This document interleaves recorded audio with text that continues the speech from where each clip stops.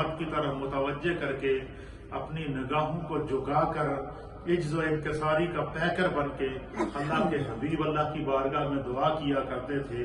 اور وہ دعا کیا تھی؟ حضور فرماتے تھے اللہم بارک لنا فی رجب. اے اللہ رجب کا مہینہ آ گیا ہے، اس مہینے میں ہمیں برکتیں عطا فرما. اس مہینے میں ہمیں کیا عطا فرما؟ برکتیں عطا فرما. اللہم بارک لنا فی رجب و شعبان و بلغنا رمضان. حضور علیہ السلام یہ دعا کیا کرتے تھے کہ اللہ رجب اور شعبان کو ہمارے لیے برکت بنا، اور ہمیں ان کے برکت سے اور ان کے طفیل اللہ ہمیں رمضان جیسی نعمت عطا فرما. تو یہ وہ مہینہ ہے جس میں اللہ سے دعا کی جاتی ہے کہ خدا ہمیں رمضان عطا کرے. یہ رمضان کو اللہ کی بارگاہ میں مانگنے کا، رمضان کے لیے دعا کرنے کا مہینہ ہے. اور پھر اسی مہینے کے اندر اللہ کے حبیب علیہ الصلوۃ والسلام نے نیکی کرنے کی ترغیب دی ہے، روزہ رکھنے کی ترغیب دی ہے. اور دوسری حدیث ہے، یہ بھی حضرت انس بن مالک رضی اللہ تعالیٰ عنہ سے روایت ہے کہ سرکار دو عالم صلی اللہ تعالیٰ علیہ وآلہ وسلم کی بارگاہ میں عرض کیا گیا کہ یا رسول اللہ، یا حبیب اللہ، آپ نے رجب کی بہت فضیلت بیان کی ہے، رجب کو رجب کہنے کی کیا وجہ ہے؟ سرکار سے جب صحابہ نے سوال کیا کہ یا رسول اللہ رجب کو رجب کہنے کی کیا وجہ ہے، تو اللہ کے حبیب علیہ الصلوۃ والسلام نے ارشاد فرمایا کیونکہ یہ شعبان اور رمضان کے استقبال کا مہینہ ہے، اور انہیں اچھی طرح گزارنے کے لیے اس مہینے میں کثرت سے نیکیاں کی جاتی ہیں، مزاج میں تقوی اور پرہیزگاری سے مزاج کو آشنا کیا جاتا ہے.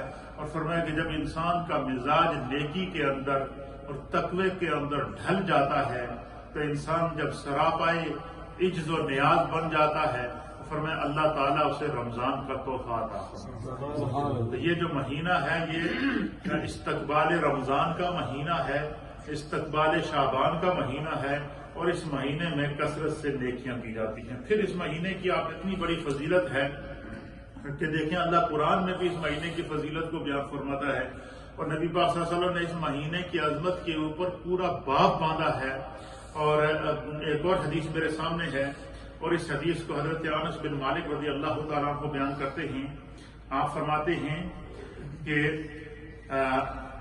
قال رسول اللہ صلی اللہ تعالیٰ علیہ وآلہ وسلم، کہ سرکار دو عالم صلی اللہ علیہ وسلم نے رجب کی فضیلت کو بیان کرتے ہوئے فرمایا کہ اِنَّ فِي الْجَنَّةِ نَهْرًا يُقَالُ لَهُ رَجَبٌ مَنْ صَامَ مِنْ رَجَبِ يَوْمًا وَاحِدًا سَقَاهُ اللَّهُ مِنْ ذَلِكَ النَّهْرِ.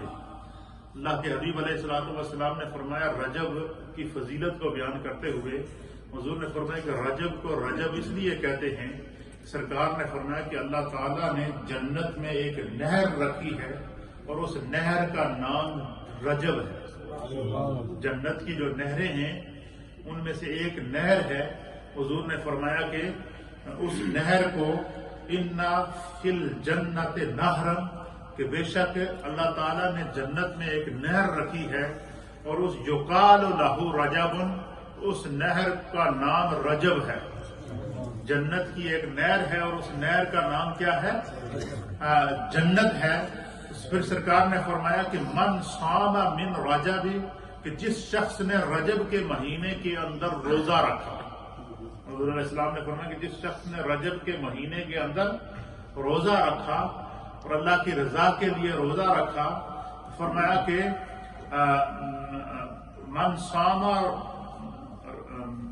من رجب یوما واحدا، کہ جس نے اس رجب کے مہینے کے اندر ایک دن روزہ رکھا. ہر دن روزہ رکھے یا کثرت سے روزہ رکھے تو اس کی تو کیا ہی فضیلت ہوگی. لیکن اگر رجب کے مہینے میں حضور نے فرمایا کوئی ایک روزہ کم از کم بندہ مومن رکھ لے تو اس کو کیا ہوگا؟ فرمایا کہ سقاہ اللہ من فی ذالک النہر، اللہ تعالیٰ جنت کے اندر موجود جو نہر رجب ہے اس نہر سے قیامت کے دن بندہ مومن کو مشروب پلائے گا، پانی پلائے گا، جنتی مشروب اللہ اس کو عطا فرمائے گا. اور قیامت کی ہولناکی کو میرے مصطفیٰ نے کس طرح بیان فرمایا؟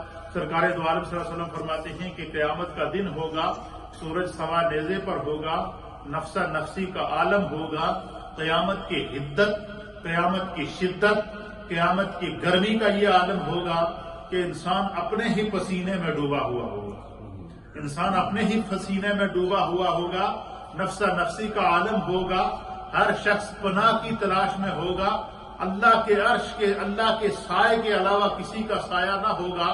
فرمایا اس لمحے جس شخص نے رجب کے مہینے میں نیکیاں کی ہوں گی، رجب کے مہینے میں جس شخص نے روزہ رکھا ہوگا، میرے آقا فرماتے ہیں کہ قیامت کی اس حدت کے اندر، قیامت کی اس شدت کے اندر، قیامت کی اس ہولناکی کے اندر، قیامت کی اس گرمی کے اندر اللہ تعالیٰ اسے جنت کی نہر سے پانی پلائے گا۔ اگر ہم یہ چاہیں کہ قیامت کی ہولناکی میں بھی پیاسے نہ رہیں، قیامت کی ہولناکی میں بھی اللہ ہمیں مشروب جنت پلائے،